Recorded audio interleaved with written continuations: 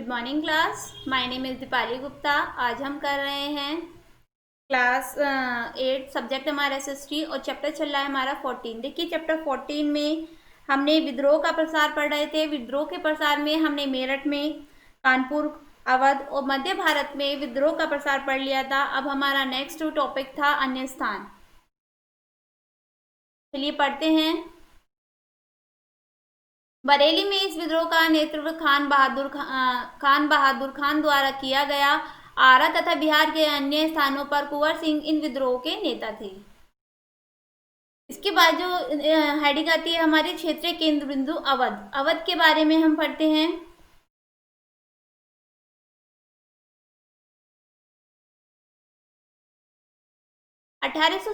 ईस्वी में अवध विद्रोह का मुख्य केंद्र था। अवध के नवाब ने ब्रिटिशों के हाथों अत्यधिक अपमान सहा था, अतः लोगों की सहानुभूति उनके साथ थी। इसके अतिरिक्त भारतीय सिपाहियों का एक बड़ा भाग अवध में था, जिनके मन में भी नवाबों के प्रति सहानुभूति थी। अवध के सिपाहियों ने 30 मई 1857 ईस्वी को विद्रोह किया तथा उन स्थानों को घेर लिया जहां यूरोपियन रहते थे। जनरल हैवलॉक को यूरोपियन को राहत पहुंचाने के लिए भेजा गया, किंतु वह ऐसा करने में असमर्थ हो गया तथा बड़े नुकसान के साथ वापस आ गया। बाद में सर कॉलिन कैपवेल को और अधिक सैनिकों के साथ भेजा गया, जिसने 1858 ईस्वी में इन विद्रोहियों को पराजित किया तथा अवध पर नियंत्रण स्थापित किया।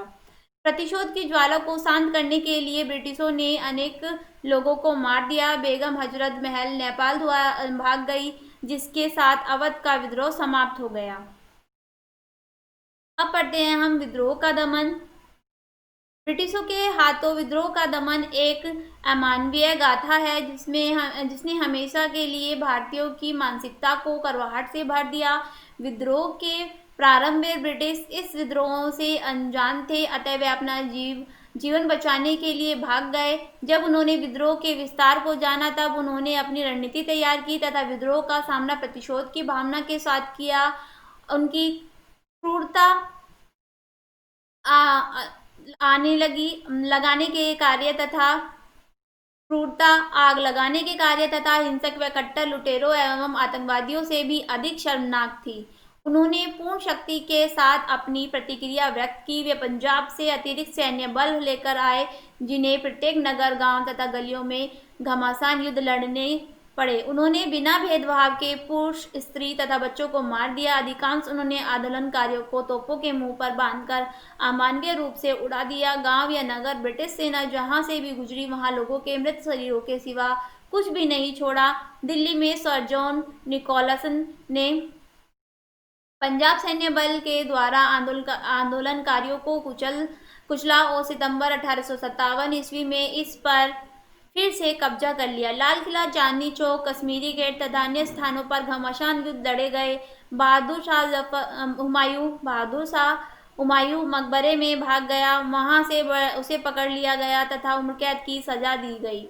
उसके दो पुत्रों की वर्तमान खूनी दरवाजा नामक स्थान पर उसके नेत्रों के सामने हत्या कर दी गई। उसे रंगून भेज दिया गया, जहां 1862 ईस्वी में उसकी मृत्यु हो गई। इसके साथ ही भारत में मुगल साम्राज्य समाप्त हो गया। कानपुर में नाना साहब को पराजय मिली। वे नेपाल भाग गए तथा उनके बारे में फिर कभी नहीं सुना गया। इसके बाद तात्या टोपो ने बहादुरी के साथ युद्ध किया तथा कानपुर पर नियंत्रण स्थापित किया, किंतु वह अधिक समय तक इसे अपने नियंत्रण में नहीं रख पाया। अवध पर ब्रिटिशों ने पुनः कब्जा कर लिया तथा बेगम हजरत महल नेपाल भाग गई।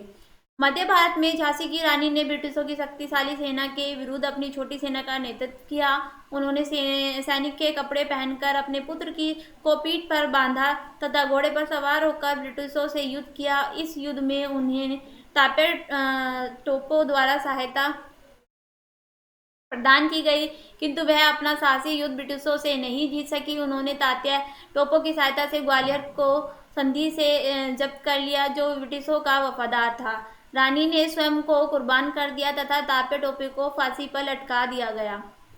बरेली में कुंवर सिंह युद्ध में मारे गए। अन्य स्थानों ने नेता भी यहाँ या तो लड़ते हुए मारे गए या उन्हें पकड़ लिया गया और फांसी पर लटका दिया गया। अतः 59 ईस्वी में कानून व्यवस्था पुनः स्थापित हो गई। देखिए 1857 ईस्वी में जो क्रांति फैली थी स्वतंत्रता की, वो 1859 ईस्वी में अंग्रेजों द्वारा दबा दी गई।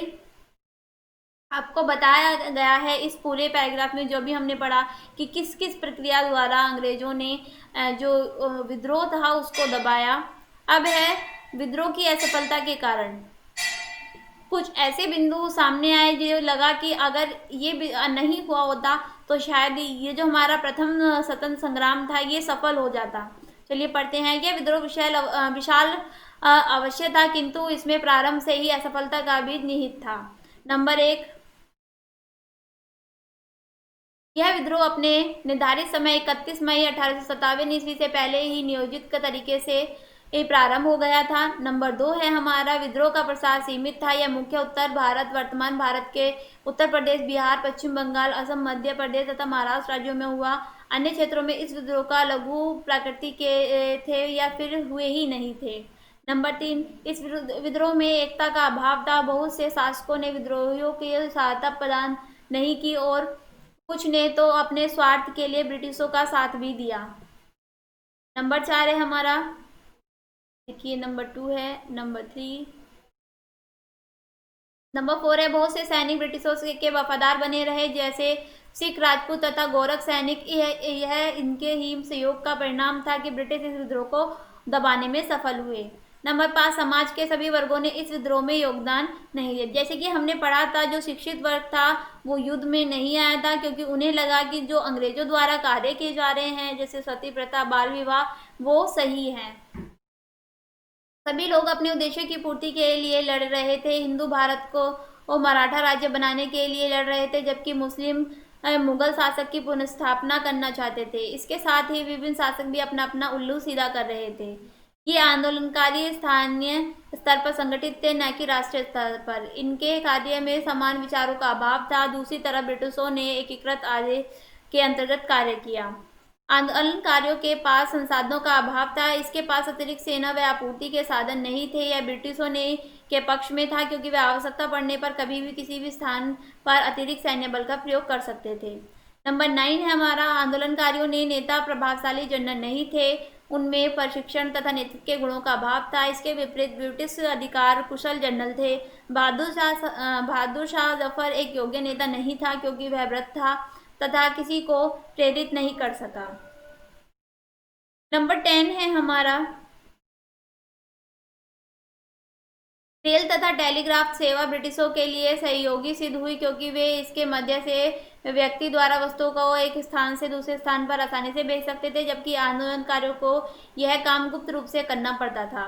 नंबर 11, आंदोलनकारियों के पास हथियारों तथा गोला बारूदों का अभाव था। उस समय वे तलवार तथा भालों से लड़े, जो किसी भी तरह से ब्रिटिशों की आधुनिक तोपों तथा पैदल सेना का सामना करने में समर्थ नहीं थे, यानी असमर्थ थे। देखिए ये 11 पॉइंट है जिसमें बताया गया है कि जो 1857 ईस्वी में युद्ध लड़ा गया था उसके विफल होने के क्या क्या कारण हैं। अब है उच्च वर्गीय तथा कृषकों की सहभागिता। आप पढ़ चुके हैं कि 1857 ईस्वी में के विद्रोह से पूर्व भी कृषक हथियार उठा चुके थे। उन्होंने इस विद्रोह में भी भाग लिया, किंतु उनका मुख्य कार्य केवल खबरें पहुंचाना था। दूसरी तरफ अंग्रेजी शिक्षा के परिणाम स्वरूप भारत में एक नए मध्यम वर्ग का उदय हो गया। इस वर्ग में अध्यापक, व्यापारी, उद्योगपति, विद्वान, सरकारी नौकर आदि सम्मिलित थे, जिन्होंने इस विद्रोह में भाग नहीं लिया और ब्रिटिशों का साथ दिया। इतना ही नहीं, यह वर्ग सोचता था कि ब्रिटिश शासन भारतीय शासन की तुलना में अधिक बेहतर है। उनका यह भी मानना था कि भारत ब्रिटिश शासन के अंतर्गत ही प्रगति कर सकता है। आंदोलनकारी नेताओं ने पुराने मुद्दे उठाए थे तथा सती प्रथा व बाल विवाह का समर्थन किया था, जिस कारण यह शिक्षित वर्ग उनसे नाराज था, क्योंकि यह वर्ग ब्रिटिशों द्वारा किए गए सुधारों के पक्ष में था। देखिए कुछ चीज़ें ऐसी होती हैं, जैसे भारत में ही कुछ लोगों का एक मत नहीं था। यही कारण था कि भारत को गुलाम रहना पड़ा। अब है परिभाषित सैनिक विद्रोह या प्रथम स्वतंत्रता संग्राम। आपको जैसे कि हमने इस चैप्टर के स्टार्टिंग में बताया गया है, या आपको पहले से पता है कि जो मेरठ है वो स्वतंत्रता का जो प्रथम संग्राम हुआ था उसका केंद्र माना जाता है। ये जो आपको यहाँ एक फोटो दिखाई दे रहा है, ये मेरठ के प्रसिद्ध ओगरनाथ मंदिर का है। चलिए इसके बारे में जानते हैं। ब्रिटिश द्वारा इस विद्रोह के महत्व को क्षीण करना स्वाभाविक था तथा उन्होंने इस विद्रोह को सैनिक विद्रोह कहा, जिसमें इस भारतीय सिपाहियों का वर्ग सम्मिलित था। हालांकि इस बात के प्रमाण उपलब्ध है कि इस विद्रोह में समाज के सभी वर्गों ने भाग लिया, जिसमें शासक, जमींदार, आम लोग, जनजातीय तथा भारतीय सैनिकों के साथ अन्य लोग भी सम्मिलित थे। इस बात को का भी परिमाण मिलता है कि ब्रिटिशों ने एक गांव के बाद दूसरे गांव पर हमला किया तथा अनेक ग्रामीणों को मार डाला। फिर भी यह गर्व का विषय है कि दोनों समुदाय, हिंदू तथा मुस्लिम में ने इसमें समान रूप से भाग लिया और कंधे से कंधा मिलाकर युद्ध किया। शुरुआती विद्रोह मेरठ से के 90 सैनिकों द्वारा प्रारंभ किया गया था, जिसमें 56 मुसलमान तथा शेष हिंदू थे। यद्यपि कुछ क्षेत्र इसमें अलग रहे, फिर भी यह विद्रोह रूप तथा प्रकृति में राष्ट्रीय था।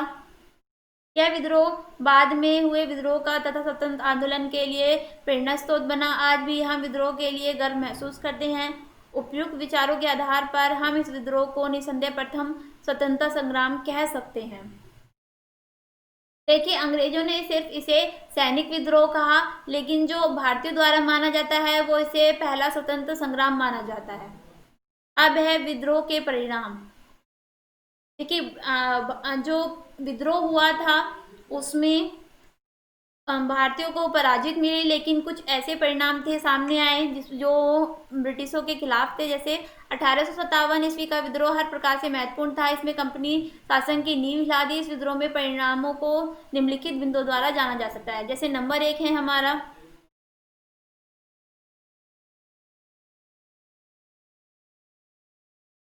ब्रिटिश शासकों कंपनी के अन्यायपूर्ण शासन का पता चल गया, जिसके साथ ही अगस्त 1858 ईस्वी को वो भारत के शासन ब्रिटिश ताज तथा ब्रिटिश सांसद के पास चला गया। इसमें ब्रिटिश इंडिया कंपनी तथा इसके निदेशक मंडल के शासन को समाप्त कर दिया। यानी जो ईस्ट इंडिया कंपनी थी उसके शासन को समाप्त करके ब्रिटिश ताज तथा ब्रिटिश संसद के पास चला गया। नंबर 2 है ब्रिटिश कैबिनेट में एक मंत्री को भारत के लिए सचिव नियुक्त किया गया तथा इसके कार्य में सहयोग के लिए 15 सदस्यों के एक मंडल की स्थापना की गई। इस मंत्री को भारत में सुचारू रूप से शासन की जिम्मेदारी दी गई। नंबर 3 है भारत के गवर्नर जनरल की पदवी को बदलकर राज्य प्रतिनिधि यानी वायसराय कर दिया गया तथा लॉर्ड कैनिंग भारत के प्रथम वायसराय बने। नंबर 4 है 1858 ईस्वी में महारानी विक्टोरिया ने एक घोषणा पत्र जारी किया, जिसके अनुसार भारतीय शासकों तथा लोगों को बहुत से अधिकार दिए गए। इस घोषणा पत्र ने यह सुनिश्चित कर दिया कि राजकुमारों से उनके क्षेत्र नहीं छीने जाएंगे तथा उन्हें उत्तराधिकारी मिलेगा। नंबर 5 है हमारा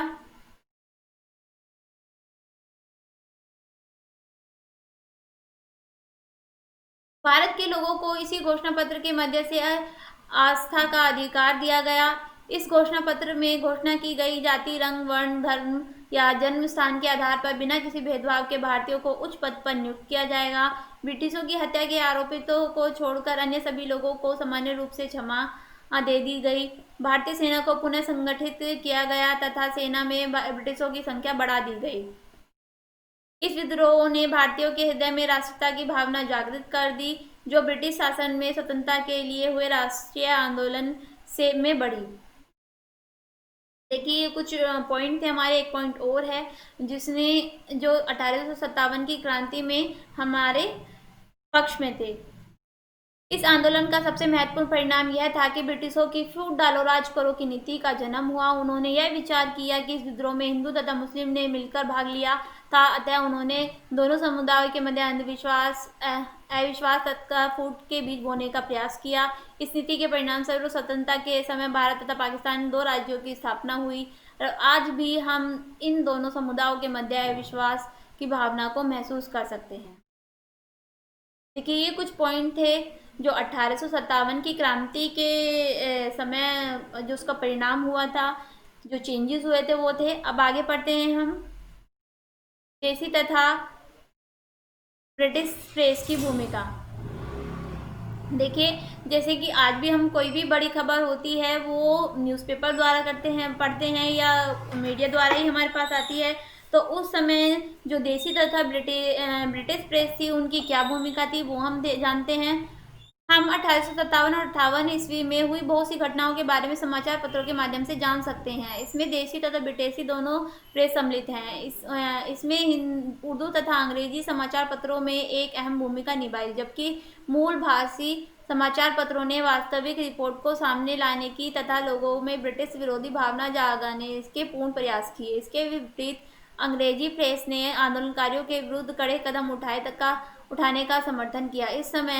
उस समय के महत्वपूर्ण समाचार पत्र सुल्तान अल अकबर, टेलिसिम ए लखनऊ, सराज अल अखबार, अखबार अल जफर, तदीद अल अखबार, दिल्ली उर्दू अखबार आदि थे।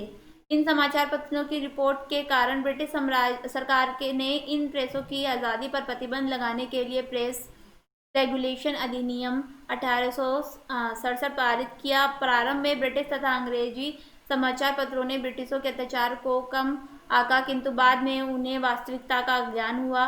परिणामतः स्वतंत्रता के लिए चलाए गए राष्ट्रीय आंदोलन का उन्होंने समर्थन किया। देखिए, ये चैप्टर हमारा यहीं ख़त्म होता है। इसके नोट्स आपको व्हाट्सएप द्वारा भेज दिए जाएंगे।